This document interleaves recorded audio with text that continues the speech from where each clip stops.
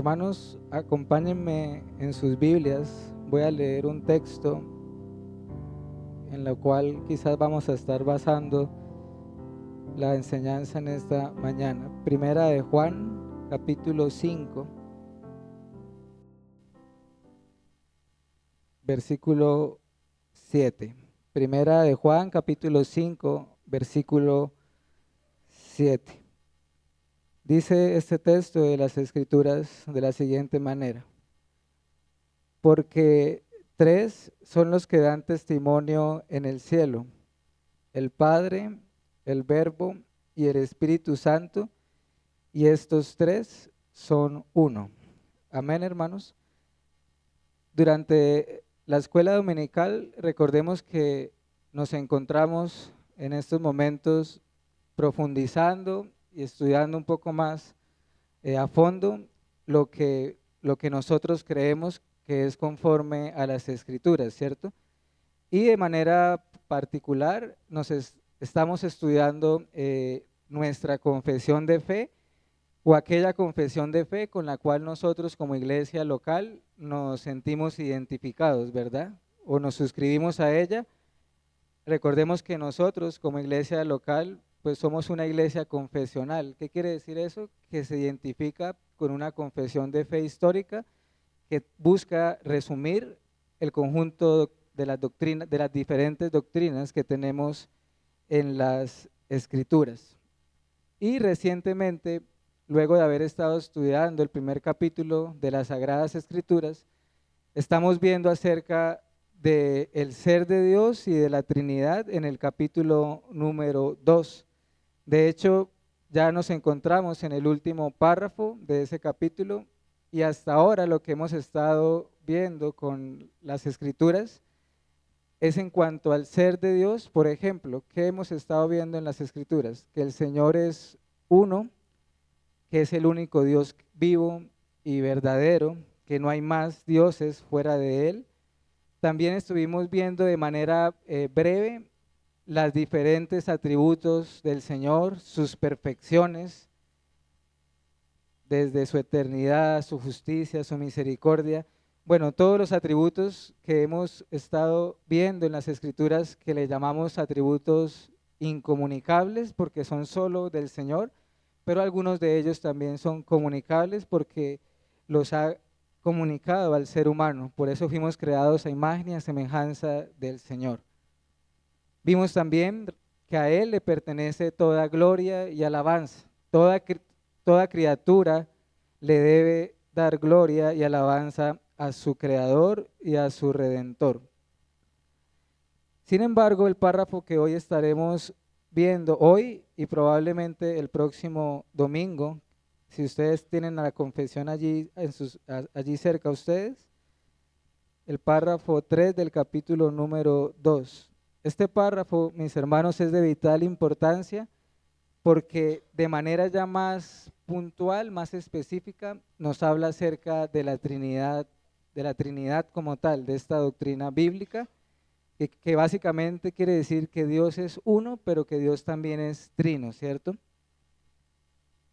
El orden que buscaremos seguir en la enseñanza en esta mañana es básicamente el siguiente, hermanos. Vamos a leer ahorita el párrafo como tal, y luego lo que intentaré hacer es tratar de resumir ese párrafo, de cómo irlo desglosando mediante algunas ideas, resaltando lo más importante. Eso a su vez nos va a llevar a que consideremos también algunos errores o herejías que han surgido en el transcurso del tiempo, como un intento de la negación de esta verdad bíblica de la Trinidad. Citaré algunos ejemplos o testimonios de la historia en cuanto a esta verdad bíblica, y quisiera que el tiempo nos diera para ir al testimonio de la palabra de Dios, pero no estoy seguro que alcancemos. Hoy el propósito más que todo será ver esta verdad bíblica desde un fundamento histórico, más que todo. ¿Por qué? ¿Por qué quise dividirlo entre este domingo y el otro domingo? Porque son muchos textos bíblicos y no creo que el tiempo nos dé. Estamos hablando de entre 10 y 15 versículos, que creo que lo más prudente es que lo veamos con más calma y con más detenimiento. ¿Cuál es el objetivo de esta enseñanza y de la siguiente que veremos el próximo domingo, mis hermanos? Ver si esta doctrina bíblica, la cual llamamos la Trinidad, realmente tiene un sustento en las Sagradas Escrituras, o si esto vino a ser un invento del hombre con el tiempo, o si es una creación de la Iglesia romana, como algunos han llegado a sugerir. Y sé que el fundamento bíblico es lo más importante de todos, hermanos. No importa lo que la Iglesia haya creído a lo largo de los siglos, si esto no tiene un fundamento en la palabra de Dios. Por lo tanto, quisiera pedirles y les ruego que si hoy no alcanzamos a ver este fundamento bíblico, tengamos un poco de paciencia y aún así no desechemos o le restemos importancia al fundamento histórico que hay detrás de esta verdad de la palabra de Dios. De manera que lo que quiero decir en este momento es que aunque el fundamento histórico no sea lo más importante, eso no quiere decir que no tenga ninguna relevancia en absoluto. Además de esto, hay un texto en las Escrituras que quiero que me acompañen también un momento, es Jeremías capítulo 6. Vayamos al profeta Jeremías capítulo 6, el versículo 16. Jeremías capítulo 6, verso 16 dice lo siguiente. Así dijo Jehová, paraos en los caminos y mirad, y preguntad por las sendas antiguas, cuál sea el buen camino y andad por él, y hallaréis descanso para vuestra alma. Mas dijeron, no andaremos. Hermanos, no seamos como el pueblo de Israel acá en este versículo, que de una manera obstinada, quizás arrogante, le dijo al Señor o le respondió, no preguntaremos por las sendas antiguas, no andaremos en las sendas antiguas. ¿Qué quiero decir? Que es bueno que nos inquietemos y nos preguntemos lo siguiente, ¿qué han creído nuestros hermanos en el pasado? Esto de las sendas antiguas también tiene que ver con esto. ¿Qué han creído nuestros hermanos y nuestras hermanas en Cristo en el pasado?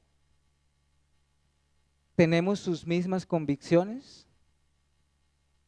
¿Por qué desechar las sendas antiguas si igual el Espíritu Santo no ha cesado de obrar en el correr de los años? El Espíritu Santo ha seguido obrando en la iglesia a pesar de la iglesia y de su pecado.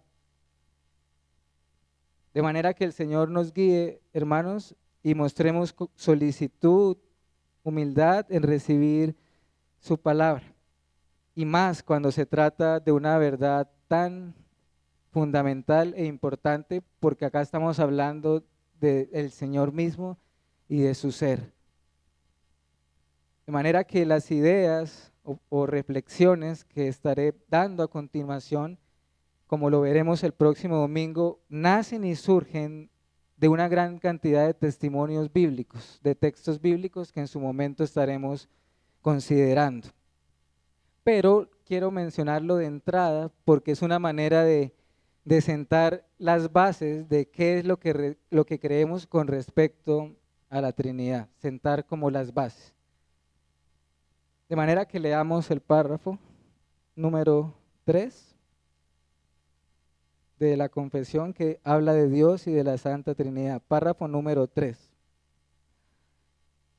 En este ser divino e infinito hay tres subsistencias: el Padre, el Verbo o Hijo y el Espíritu Santo, de una sustancia, un poder y una eternidad, teniendo cada uno toda esencia divina, pero la esencia indivisa. El Padre no es de nadie, ni por generación ni por procesión. El Hijo es engendrado eternamente del Padre, y el Espíritu Santo procede del Padre y del Hijo. Todos ellos son infinitos, sin principio, y por tanto son un solo Dios, que no ha de ser dividido en naturaleza y ser, sino distinguido por varias propiedades relativas, peculiares y relaciones personales. Dicha doctrina de la Trinidad es el fundamento de toda nuestra comunión con Dios y nuestra consoladora dependencia de Él. Sin duda, iglesia, que la doctrina bíblica de la Trinidad es un misterio que es incomprensible, que ninguna mente lo puede comprender en su plenitud. ¿Por qué? Por la razón básica que nosotros somos finitos y nosotros somos limitados. Un Dios, un ser que existe en tres personas diferentes, pero que son el mismo ser o la misma esencia, sencillamente no lo podemos comprender, no plenamente. Sin embargo, iglesia, con todo y eso, es un misterio que ha sido revelado en la palabra de Dios, en las Escrituras, en la Biblia que Dios mismo inspiró y que creemos que es inerrante, ¿cierto? E infalible. La Trinidad no es el resultado de la imaginación, de una visión, de un sueño, tampoco es el resultado de la tradición de la iglesia. No, mis hermanos. Dios mismo quiso dejarla revelada y escrita en su palabra, de manera que no pretendo en ninguna manera explicar tal misterio. Es más, ni siquiera las confesiones de fe y los credos tienen el propósito de explicar la Trinidad. Tan solo hemos de creerlo por cuanto está en las Escrituras. Solamente existe un Dios, no hay más Dios fuera o aparte. Solo existe un ser divino, una esencia, una deidad, un Dios vivo y verdadero. Oye Israel, Jehová nuestro Dios, uno es, uno es. Sin embargo, las Escrituras nos enseñan que este Dios que es único en su ser, una esencia, existe en tres personas, las cuales las Escrituras mismas llaman el Padre, el Hijo y el Espíritu Santo. Cada una de estas tres personas comparten la misma esencia, la misma sustancia, son el mismo ser. ¿Qué quiere decir esto, hermanos? Que no estamos hablando aquí de tres seres distintos, de tres esencias, de tres dioses diferentes. Por eso algunos le llaman que son consustanciales. ¿Qué quiere decir consustanciales? Que comparten la misma sustancia. Por ejemplo, de Cristo en Hebreos 1 dice que Él es la imagen misma de su sustancia, del Padre. Cada una de las personas de la Trinidad tiene toda la esencia divina. ¿Qué quiere decir esto, hermanos y amigos? Que el Padre es completa y verdaderamente Dios. Que el Hijo, Cristo Jesús, es completa y verdaderamente Dios. Y que el Espíritu Santo es completa y verdaderamente Dios. Que el Hijo no es menos Dios que el Padre, que el Espíritu Santo no es menos Dios que el Padre y el Hijo. Sin embargo, hermanos, aunque este único Dios, esta única ser divino, existe en tres personas, como les mencionaba ahorita, esto no quiere decir que sean tres naturalezas diferentes. Su naturaleza no puede ser dividida. ¿Qué querría decir dividir la naturaleza de Dios? Que hay tres seres. Eso sería dividir su naturaleza, su ser. Por eso dice que su naturaleza es indivisa, que no se puede dividir. No son tres esencias diferentes. No creemos en tres dioses. No es que el Padre sea un Dios, el Hijo sea otro Dios y el Espíritu Santo sea otro Dios. Es claro y evidente por las Escrituras que las personas de la Trinidad tienen un orden. Existe también un orden en la Trinidad. Una subordinación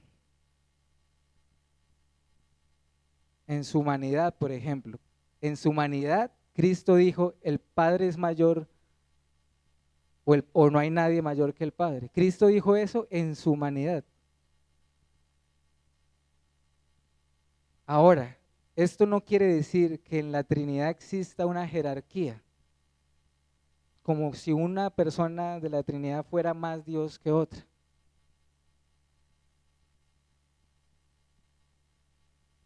¿Cómo vemos también este orden en la Trinidad? Bueno, cada persona de la Trinidad también tiene ciertas funciones, ¿verdad?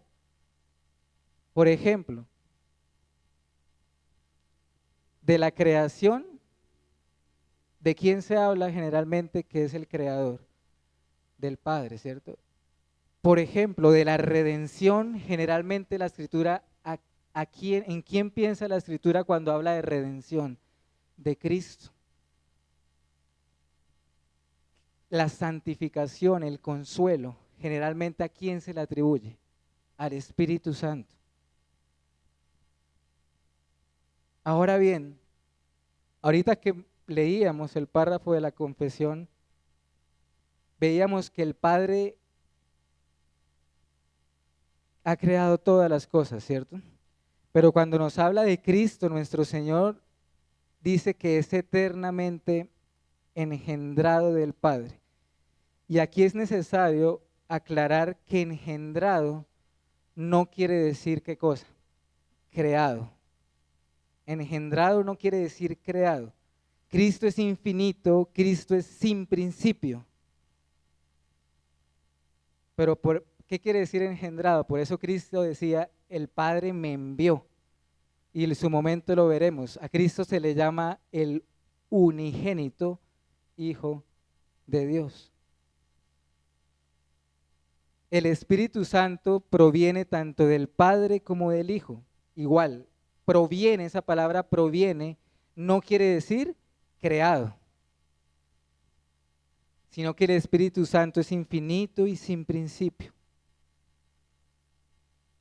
De manera que es nuestra convicción, según las Escrituras o el texto que al inicio veíamos de 1 Juan 5:7, creemos que la Biblia con claridad y de manera progresiva a lo largo de todas las Escrituras nos habla que Dios es uno, pero que Dios también es trino.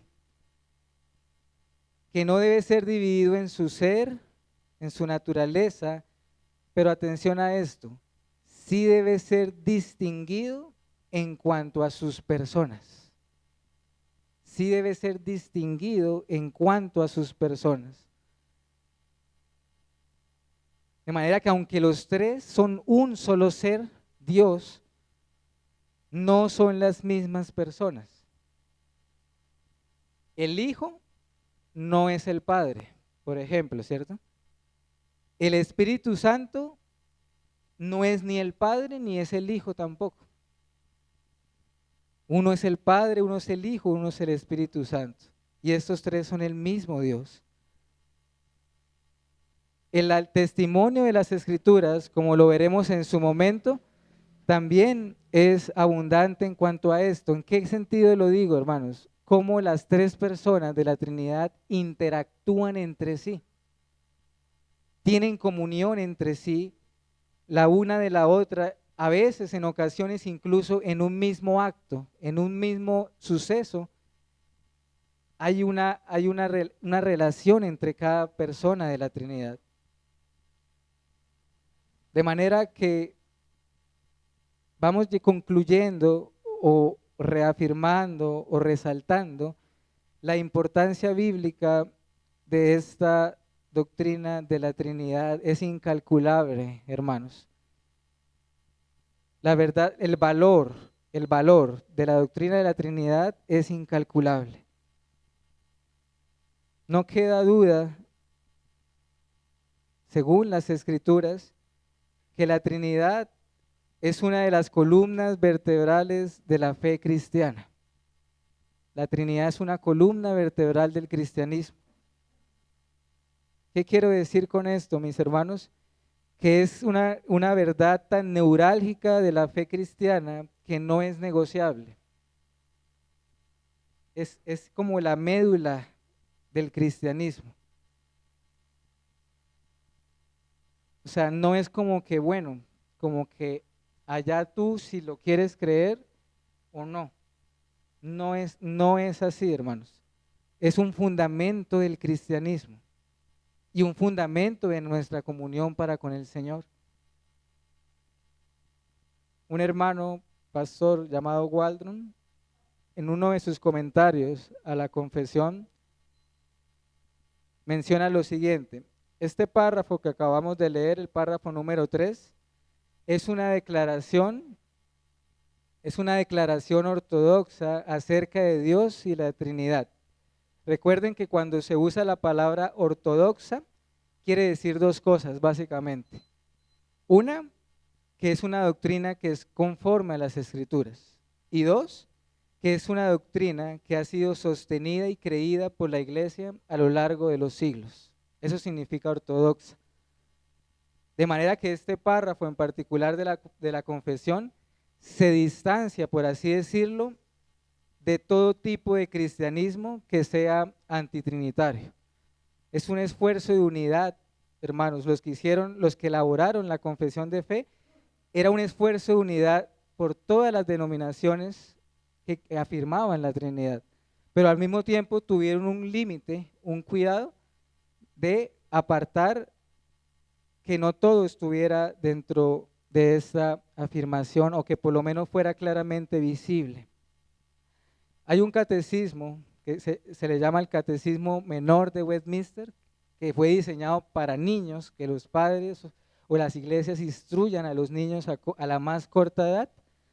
Y allí hay 3 preguntas que se podría o que sería apropiado mencionarlas ahorita. Una de ellas es: ¿hay más dioses que uno? ¿Hay más dioses que uno? La respuesta es no, solo hay un Dios. Siguiente pregunta: ¿en cuántas personas existe este único Dios? Respuesta: en 3 personas. Y tercera pregunta: ¿quiénes son estas personas? Respuesta: el Padre, el Hijo y el Espíritu Santo. Niños y adultos hemos de creer y sostener estas verdades. Obviamente no porque un catecismo o una confesión no lo enseñe. Esto solo son herramientas.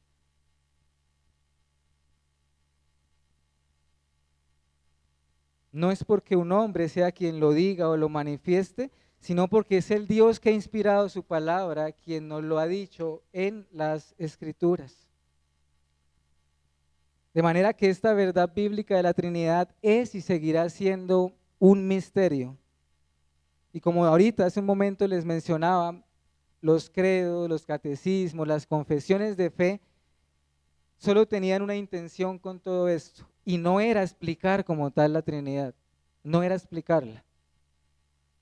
Era que todos podamos afirmarnos, creer este misterio bíblico conforme a las Escrituras.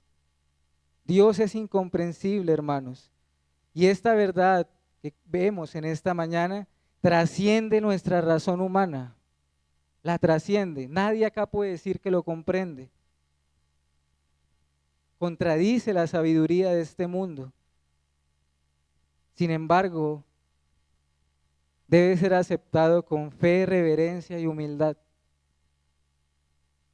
No es con pretensiones o con altivez. Mis hermanos, apartémonos de toda arrogancia de creer que podemos comprender el ser de Dios.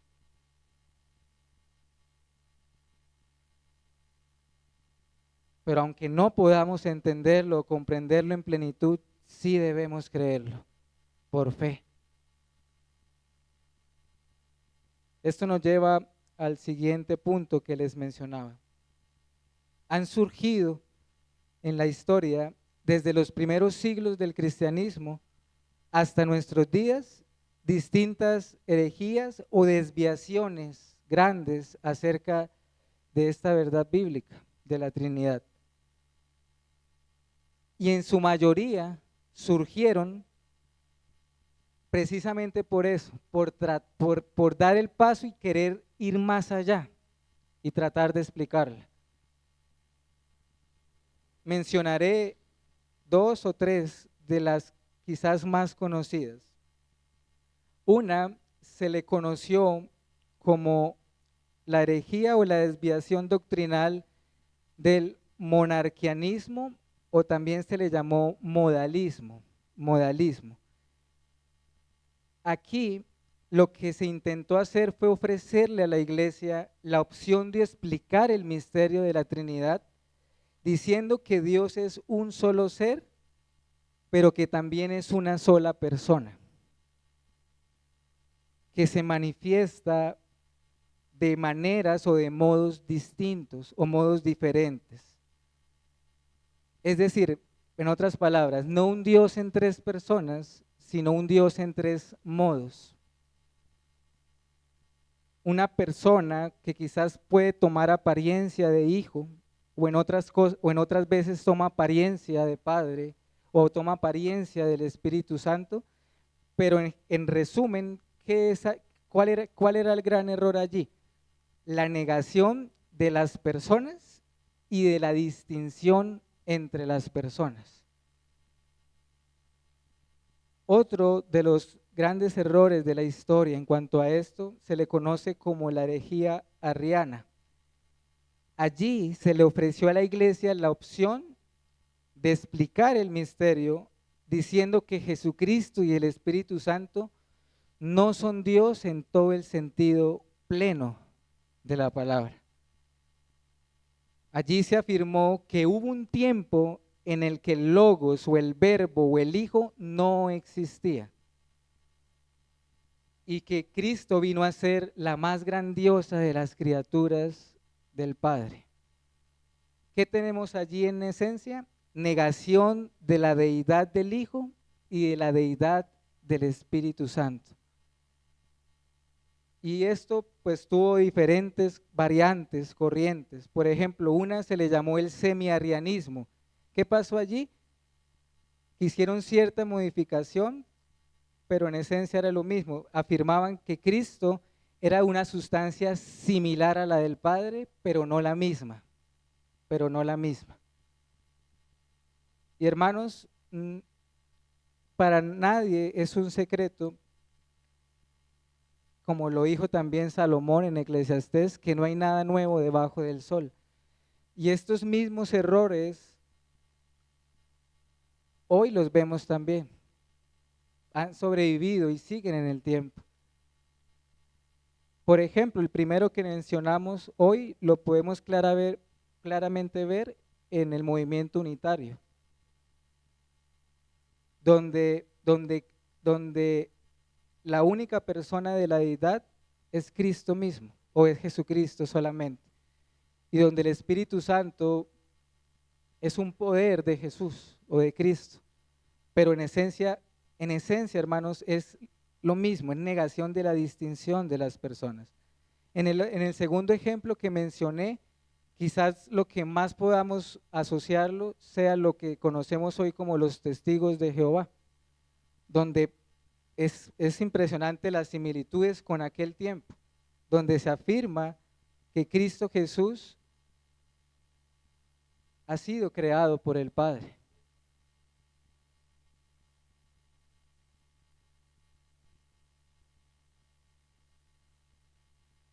De manera que así como la iglesia en el pasado estuvo alerta y defendió la sana doctrina, así también nosotros, mis hermanos. ¿Cuál fue la afirmación de la iglesia cristiana? Que Dios es uno y que Dios es trino. Una esencia, un ser que existe en tres personas distintas. Esto, como lo veremos el próximo domingo, se origina de muchos textos bíblicos, pero también esto ha sido lo que ha sostenido, mis hermanos, y creído la Iglesia universal. La Iglesia universal.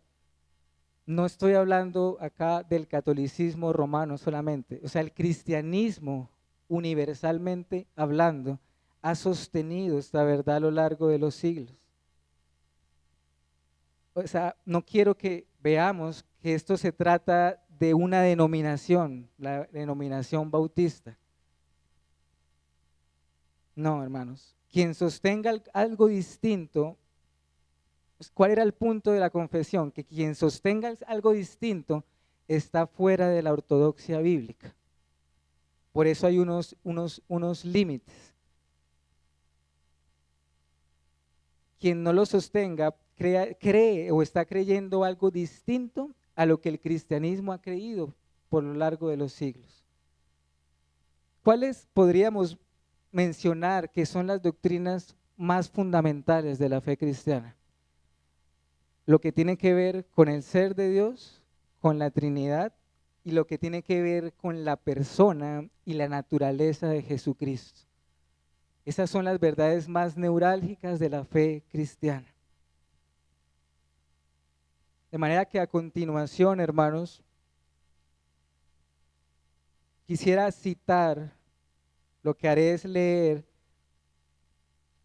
lo que la Iglesia ha sostenido en cuanto a esto, mediante diferentes credos o confesiones, y lo hago con el propósito y con la intención de que nos demos cuenta de la unidad que había entre unos y otros y cómo ellos procuraron guardar esa unidad. Por ejemplo, quizás el credo más antiguo que existe es el llamado credo apostólico en el siglo II. No los voy a leer todos completos porque no es el punto acá. Lo que leeré solamente es aquellas enunciados que tienen que ver explícitamente con lo que estamos viendo en este momento. Por ejemplo, ¿cómo iniciaba el credo apostólico? Creo en Dios Padre Todopoderoso, en Jesucristo, su Hijo unigénito, Señor nuestro, y después decía en cortas palabras, y creo en el Espíritu Santo. Pero después del credo apostólico, lo que pasó es que diferentes confesiones lo que hicieron fue darle un mayor cuerpo a eso inicial. Y quizás uno de los credos más conocidos se le llamó el credo de Nicea en el año 325 después de Cristo. Y eso sí quisiera leer algunas partes y resaltarlas. Por ejemplo, y estos documentos o credos no eran solamente de un hombre, hermanos, eran iglesias y ministros, muchos ministros que se reunían en oración y debatían y procuraban llegar a una unidad y sacar estas conclusiones de las Escrituras. Por ejemplo, ellos afirmaron lo siguiente: creemos en un solo Dios, Padre Todopoderoso, Creador del cielo y de la tierra, de todo lo visible e invisible.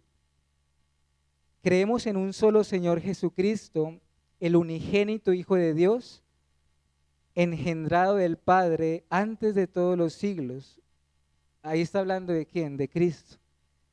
Dios de Dios, luz de luz, verdadero Dios de Dios verdadero, engendrado, no creado, de la misma naturaleza del Padre y por quien todo fue hecho.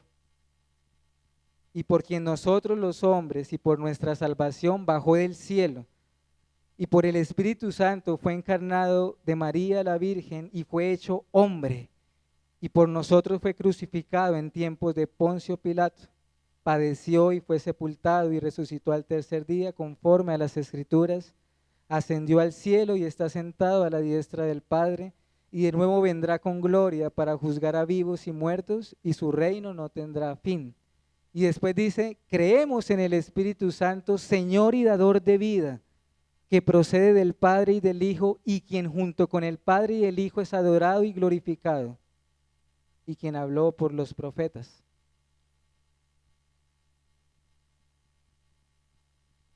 Y así, hermanos, podría mencionar más ejemplos. Solo quisiera resumir algunos para ir concluyendo. Por ejemplo, hubo una confesión de fe para que veamos que no solamente estamos citando la nuestra, sino la unidad que hay entre las distintas confesiones de fe. Una confesión que se le llamó la confesión belga en 1561 y afirmaba cosas similares. Creemos en un solo Dios, que es una sola esencia, en la que hay tres personas real, verdadera y eternamente distintas, a saber, el Padre, el Hijo y el Espíritu Santo. Dios no está dividido en tres debido a esta distinción, ya que las Sagradas Escrituras nos enseñan que el Padre, el Hijo y el Espíritu Santo tienen cada uno su personalidad distinguida, pero de tal manera que estas tres personas son un solo Dios. Por lo tanto, es evidente que el Padre no es el Hijo, ni el Hijo es el Padre, y del mismo modo el Espíritu Santo no es ni el Padre ni el Hijo, porque los tres son coeternos y coesenciales. No hay un primero ni un último, porque los tres son uno en verdad, en poder, en bondad y en misericordia. Otro de los credos que quizás fueron muy conocidos en su momento, y quien lo escribió lo hizo deliberadamente para tratar estos asuntos de la Trinidad, fue un credo que se le llamó el credo de Atanasio. Y voy a citar solamente, porque es largo, pero solamente mencionaré algunos. Por ejemplo, afirma: adoramos a un solo Dios en Trinidad y a la Trinidad en unidad. Y esto es importante, dice, sin confundir sus personas ni dividir su sustancia. Sin confundir sus personas ni dividir su sustancia. Y empieza a dar ejemplos, porque es una la persona del Padre, otra la del Hijo y otra la del Espíritu, pero la divinidad es una. El Padre es increado, el Hijo es increado, el Espíritu es increado. El Padre es infinito, el Hijo es infinito, el Espíritu es infinito. El Padre es eterno, el Hijo es eterno, el Espíritu Santo es eterno, pero sin embargo no son tres seres eternos. No son tres seres increados, no son tres seres infinitos. Así también el Padre es Dios, el Hijo es Dios, el Espíritu Santo es Dios, y sin embargo no hay tres dioses. Así como la verdad cristiana nos obliga a reconocer que cada una de las personas de por sí es Dios y es Señor, así el cristianismo universal nos prohíbe decir que hay tres dioses o tres señores. El Padre no fue hecho ni creado ni engendrado por nadie. El Hijo tampoco fue hecho o creado, pero sí fue engendrado solo por el Padre. El Espíritu tampoco fue hecho o creado, pero procede del Padre y del Hijo. Hay, por lo tanto, un Padre, no tres padres. Hay un Hijo, no tres hijos. Hay un Espíritu Santo, no tres Espíritus Santos. Y en esta Trinidad, nada es antes o después, nada es mayor o menor, en su totalidad las tres personas. De manera, hermanos, que quise que leyera o cité estos textos o documentos para que veamos la unidad que guardan uno entre el otro. Solo para que veamos, mis hermanos, que nuestra fe no nació ayer, nuestra fe no nació con nosotros. Nuestra fe cristiana es una fe universal. Y eso da alegría, hermanos. Esto nos muestra la unidad de la Iglesia universal de Jesucristo, nuestro Señor, a lo largo de los siglos. De manera que mi deseo es continuar con el testimonio bíblico, que al fin y al cuenta es lo más trascendente e importante, pero como les decía ahorita, quiero hacerlo con más calma y con más detenimiento, y no sería apropiado ahorita verlo. Permítanme terminar, hermanos, con unas últimas reflexiones y aplicaciones. Como mencioné antes, la verdad bíblica de la Trinidad es una columna vertebral del cristianismo.